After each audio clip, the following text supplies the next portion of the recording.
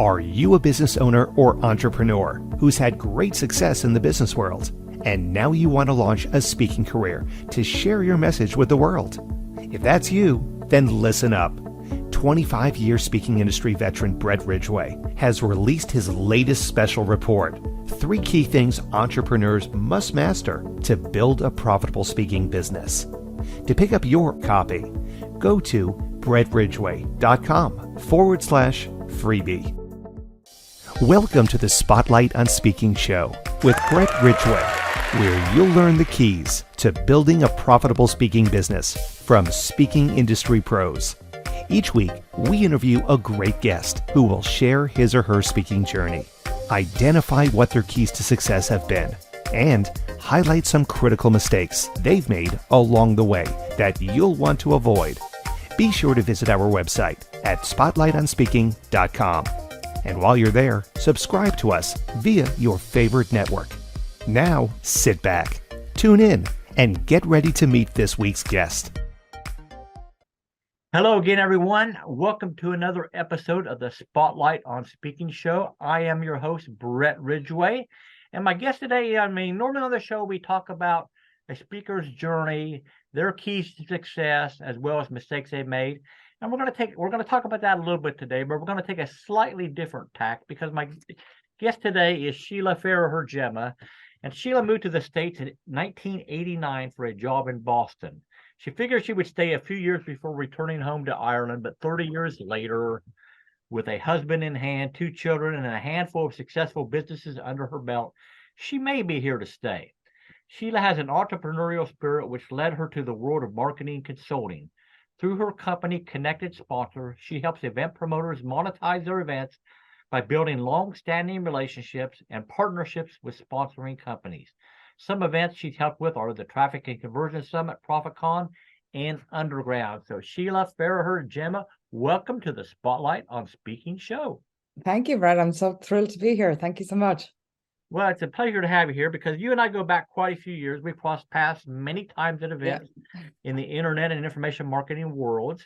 And, we talked a little bit before the show about your speaking journey, and you don't do a lot of speaking, but if you would, let's dive into that briefly before we get to some of the things that we want to cover in terms of getting sponsorships for events, because if you're a speaker, you may want to put on your own events at some point in time. And finding sponsors to help you fund those events is a great way to make them more profitable for you and make it safer for you to proceed with being an event promoter. But let's talk about your speaking journey first, Sheila. So what led you to even want to get either on the podcast or on stage or whatever to talk about you and your business and all that? Yeah, so speaking is probably the most awful thing I ever have to do ever. I'm always like super nervous about it, which I think is true with everyone. But the first time I spoke, I actually, like, jumping in the deep end, I spoke at, I taught a 2-day course with a partner on foreclosures. And I literally had nightmares for about 2 months prior to that, like just worried about it and what would I say and what will happen. And so, I was just like, it was awful. And when I finished with it, I was like really glad that I did it. And I was like, well, I'm never doing that again. And now, what I'm doing, my marketing causes me to have to speak again, but I'm a total introvert. I can sit here quietly and listen to you all day and not say anything. But some of the things that I found have really helped me is to just kind of map out what I'm going to say. A really silly thing is I hold a pen. I don't know why this is, and I have a little notepad here. So if I think of something while you're speaking, I can write it down. Not sure how that helps, but it does help me. Maybe it's just because I'm fidgeting off camera underneath here with the pen. Or you like the duck paddling? Yeah, exactly. Yeah. But the more you do it, the more you get used to it. Certainly when you get really comfortable with your subject matter, it helps a lot as well. And then, just do it. I mean, it's like anything else. Like people who are afraid of driving, the more they drive, the better they're going to be. They'll still be nervous, but it's not, they can do it. You can do anything. What you say is so true, because I was the back of the room guy for years, and I was quite happy. Me too. I was quite happy with the shtick of being the back of the room guy, and the thought of getting up in front of people and talking was totally opposite of my naturally introverted nature. So yeah. you have to overcome those things, and you do get more comfortable with it over time, and it becomes less of a fear factor. Now, do you still have some butterflies? Sure you do. I But do. Yeah, I certainly do. It's like even before I got on this one, I was like, I want to go back and listen to a podcast that I've recorded before just to, like to hear my own stuff. I know my own stuff. It's in here, but in case I forget, it's crazy. Yeah. But one of the things I do, speaking of podcasts, is I spent like a year just going on podcasts. Some days I would do 4 or 5 a day. And part of it was growing my business, but part of it was just like, I got to get over the speaking thing. And I don't think I have, but it's definitely easier. So when you get on these podcasts, Sheila, are we always talking about sponsorship, or you have other topics that you speak about too? It's usually about sponsorship. That's kind of my big topic. Okay. Yeah. All right. So what are some of the mistakes that you've been to a lot of events, obviously, so you've seen hundreds and hundreds and hundreds of speakers. So from a third person perspective, what do you feel some of the biggest keys for success as a speaker are? I think it's all about engagement. You got to engage the crowd and engage them early. However, you're going to do that. You have to build trust with them, and just you got to kind of break that ice right in the beginning. Don't be boring. I'm sure everyone says that. Just don't read off your PowerPoints, and we can all read in the audience. So don't do that. But yeah, you really want to engage them. And then the other thing I would say as well is make sure it's an audience that's going to resonate with you. If you're speaking about something that really has nothing to do with them, just to speak, hoping that maybe 1 or 2 would be interested, I would just really try and find your target audience and speak to them, because they're going to get you, and their energy in the room is going to lift your energy as well.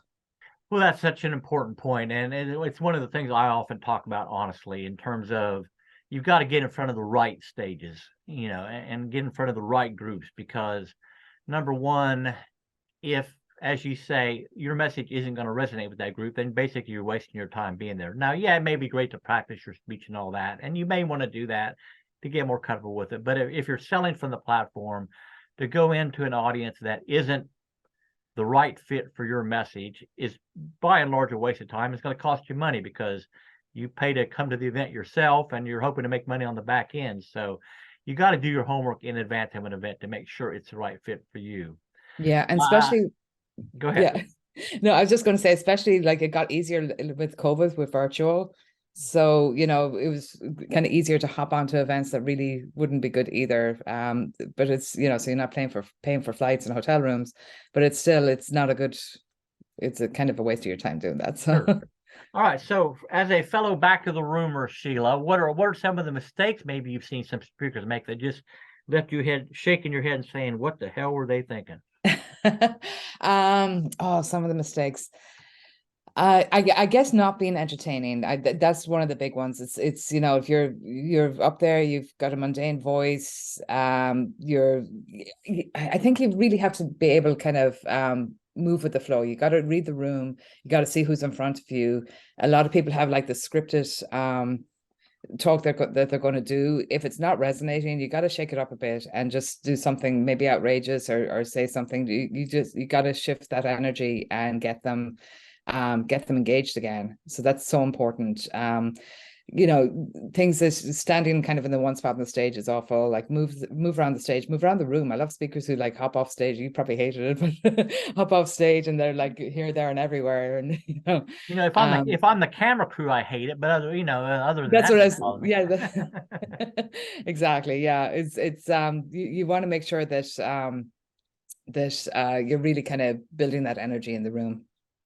Now, one of my biggest pet peeves is the hit and run speaker. The person swoops in right before they are supposed to talk and is out the door right after they're done. So I'm sure you've seen some of that in your time. So what are some of the advantages or disadvantages of being a hit and run speaker? So I guess the advantage is time if there is one, but I think they lose a lot in what they're doing, and it works with sponsors as well. Like I keep saying to them, it's not just being at your booth. You have to be in the room. You have to go to meals. go to the networking things. It's like there's such an opportunity there to meet with the audience and start to build connections, and especially if it's before you speak. So now like you have some allies in the audience who know you, who like were at the bar with you last night or had lunch with you yesterday or whatever it is, whatever the activities are. And it just, and you know, if you're a nervous speaker, it's going to help as well, because now you know, like, I mean, I have Brett out in the audience and he knows me and he's going to listen, you know. So it's I love the saying, make hay when the sun shines. It's an Irish saying. And it's like, if you're there, be there. Like, don't be up in your hotel room watching TV or just flying in, you know, a couple of minutes before and leaving a couple of minutes afterwards. I know some speakers who do that and it works for them, and that's great. But it's, especially if you're starting out, you really got to work that room, because you've no idea who's in that room who could literally turn your career around. Sure. Just by who they are. Yeah, relationships are critical in this industry, and most people don't do a great job of nurturing relationships and leveraging those relationships in the proper way to help them in their career. So Yeah. I do want to dive more deeply into the whole sponsorship arena. But before we do that, Sheila, let's take a quick break for a word from our sponsor. Are you a business owner or entrepreneur who's had great success in the business world, and now you want to launch a speaking career to share your message with the world? If that's you, then listen up. 25-year speaking industry veteran Brett Ridgway has released his latest special report, 3 key things entrepreneurs must master to build a profitable speaking business. To pick up your copy, go to brettridgway.com/freebie. And we are back with the Spotlight on Speaking show. And my guest this week is Sheila Farragher-Gemma. And now we want to dive into the world of sponsorships. And as I said previously, normally the tactic of this show is specifically about a person's speaking journey, keys, and mistakes. But if you're a speaker, you may well want to put on your own events at some point in time. And one of the best ways to make sure that those events are profitable rather than sucking money out of your pocket right and left is to get people involved in sponsoring your event.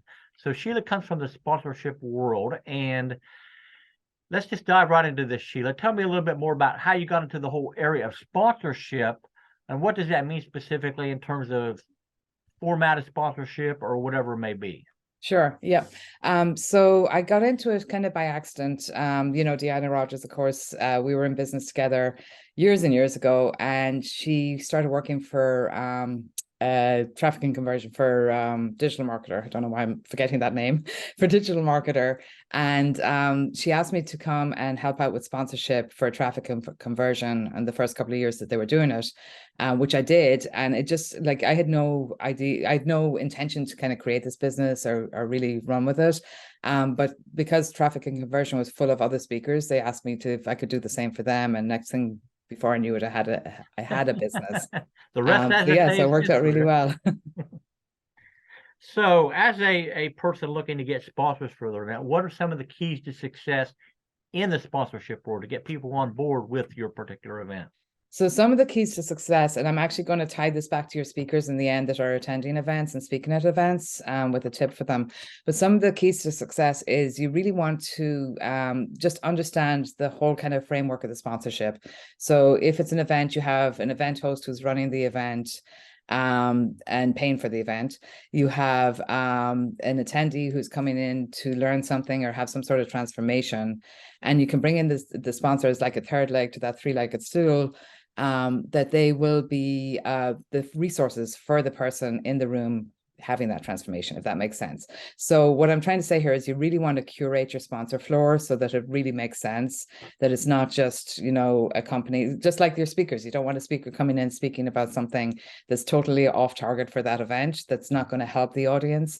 The same with the sponsors. So you want to look at, and it's easiest, and a lot of, in the world that we work in, Brett, it's a lot of people are kind of teaching what they do. So like real estate investing or digital marketing or something like that.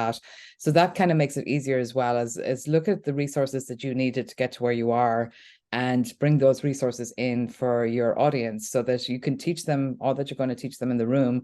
And then they go out and they have like literally a shopping mall of places where they can go to get help that's going to help them grow quicker and succeed quicker. Does that kind of make sense to you? Well, it makes perfect sense, but it raises a couple questions in my mind, and you probably had to deal with in the past. So Have you had a speaker who says, well, if you're going to have all those exhibits out there, that's another opportunity to suck money out of the crowd, and instead of spending money on what I'm offering from the platform or whatever, so they object to those sponsorships. Have you ever run across that?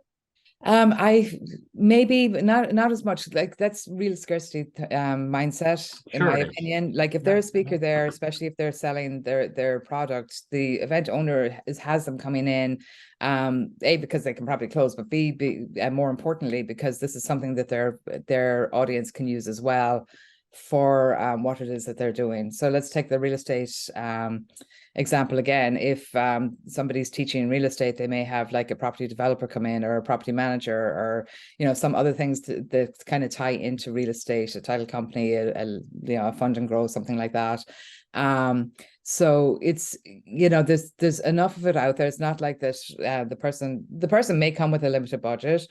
They may not be able to buy your product that time, but now they know of you, they've seen you, they trust you. It's you got to play the long game in this. It's not just like this Right. one 90-minute talk that I'm doing that is make or break for my life.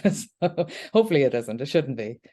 So are you a believer that if you have exhibitors, sponsors for the event, that there are specific vendor hours, and then those exhibits are closed while there's a speaker on the platform, or are exhibits open all the time in your world? It depends on your event. So like we've been to events where like everything takes place in the hallway, where most of the people, not most of the people, but people are out in the hallway and they're doing deals and things like that. And we've been to events where like there is nothing going on in the hallway when people are speaking in the room. So it really depends on the event and the caliber of the event, and if people are there more for education, or if they're there more to network with the other people in the room. And I think you have to cater your event to that, and then just let the speaker know what it's going to be as well. And there is an onus on the speaker as well to make sure that they're coming in to speak, but like again, you're saying people coming in and just leaving. I feel like the onus is on them as well to kind of work the crowd before they speak. Make sure that they're there in the room. Give a reason why they should come in. So you want to. Right. It's just like everything else in marketing. You want to give that little teaser, so people get curious and they're going to be there for it. So I think they can live in each world. Like I said, I've seen events that do both. So it depends really on the culture of the event. So if somebody's putting on their first event, Sheila, and they're thinking about getting sponsors for that event, what's the first step? What's the second step? What's the third step to going about that? So the first step is I would really look at again the event and who's going to be at it. I really like the ones where you're teaching what you do. So that's pretty easy. You can just look at all the vendors that you use and all the resources that you use and ask them to come in as sponsors. And that's actually kind of a low-hanging fruit as well. I call it follow your checkbook. So when people are starting out with sponsoring, I say, well, let's sit down and look at your bills for the last month and who are you paying in your business? Because those are going to be great people to come in and sponsor, because your audience are going to need them. And also there's some reciprocity there because you've been with them for so long. They're probably going to come in and support you on it. So what are some of the mistakes that you've seen people make in terms of sponsorship? So the big mistake is, getting a sponsor early, cashing that check, and then completely forgetting about them. There's a lot of fulfillment that needs to be done. And it's easy to do. We're human. It's like, oh, thanks, I needed that. And next thing you're off to the next thing, and you're doing an event anyway, and there's like a million things that you're trying to do. But really make sure that you are looking after your sponsors. Deanna always says loving on the sponsors. You want to make sure that they are just treated like royalty, because they've literally just paid for your event. So it may not be happening the way it is if you didn't have them. So you want to make sure that they're well looked after. I would assign someone on your staff to just, check in on them 3 or 4 times a day, especially on load in and load out days. Make sure they have everything they need, make sure they feel welcomed, all of that good stuff. It's very easy to kind of move on to the next thing and forget about all the other things behind you. So just be cognizant of that. Any special perks you recommend or seen worked for great success for sponsors? Well, the sponsors I work with, I think the most favorite thing is speaking. They want to get on stage and speak. Yeah. And depending on the event, we can't have like a million people up there selling, because it's then just kind of a sell-a-thon. So like they're essentially they're looking for access to your people. So whatever you can do to create that access for them. So whether it's like if you have an opening night reception, have them like maybe speak a little bit of that, just like not a selling, just like introducing who they are. Right. I'm going to be in the hallway out of my booth. Come see me. This is what's going on. That type of thing. But any way that you can get them involved with the event and get them in front of your audience is great. And then the other thing I advise as well is just don't focus on the event. What other assets do you have? Do you have a podcast? Do you have a newsletter? Do you have things that are going on during the year to maybe bring them back in again, especially if they're a really good fit sponsor? My goal is always to take a sponsor and move them to a strategic partner. So it's like more than just a sponsorship. It's like you're now working together and helping each other out. So I've seen events where they do the quote parade of speakers and sponsors like the first morning of the event to introduce them to the crowd. Are you a fan of that? Not a fan of that? I am a fan of it. I mean, it's a big give for the sponsor. I mean, it's a big get for the sponsor because they at least, right at the beginning, as long as it's a very short kind of, hey, this is me, this is my company, this is where I'm at, this is what we're offering this weekend or whatever it is. Right. But I think it kind of, it does really well. Like I've also seen events, and this isn't for sponsors, but where they have a reception the night before and they pass the mic and everyone in the room introduces themselves, like the attendees. And that's like such a great thing as well, because as an attendee of the event, you're kind of like, oh, that guy sounds interesting. I want to talk to him, or I want to talk to her. Or that like kind of aligns with what I'm trying to do right now. So it just makes for a better event overall because people know each other. Like they're not coming in that first day, like trying to find a seat and wondering who else is there because they don't know them. So I think it makes lots of great advice here, Sheila. So if somebody wants to get into your world, find out more about what you can offer to them in terms of helping them maybe find sponsors for their event, how do they go about getting into your world? They can reach me a couple of ways. I'm on LinkedIn. Everything's my name, Sheila Farragher-Gemma, which is a long name, so hopefully you have show notes. They can also, I have a Facebook group that's all about sponsorship as well, or they can reach me at info@connectedsponsors.com. So connectedsponsors.com.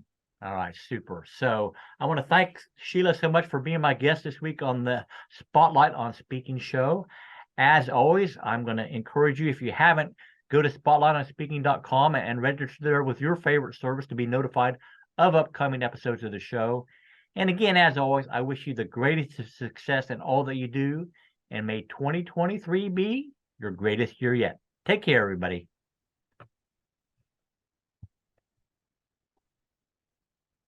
We look forward to seeing you next time on the Spotlight on Speaking show. Until then, our sincere best wishes to you for the greatest of success as you work to build your own profitable speaking business.